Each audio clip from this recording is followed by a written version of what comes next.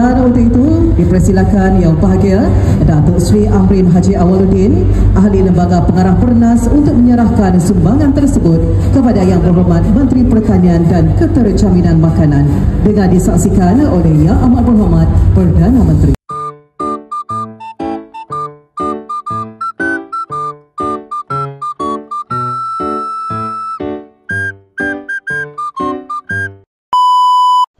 Tuan-tuan, lihatlah gambar ini.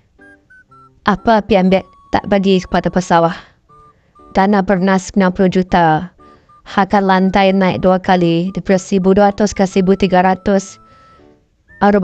Baru-baru ini naik lagi ke 1,500. Kemudian bantuan tunai 200 untuk 3 bulan. Setiap musim dan 2 musim 6 bulan berjumlah 1,200 tahun. Dan harga subsidi pun setiap tahun dinaikkan daripada 360 ke 500 ringgit. Berbanding Muhyiddin, apa yang Muhyiddin bagi pada pesawat dan petani seluruh negara? Apa yang berlaku? Dia ambil duit saya mata 200 juta. Lihat ini pula. Perbandingan. Apa yang Muhyiddin buat berbanding dengan PMF buat. Kalau renungkanlah, wahai petani dan pesawat di seluruh negara.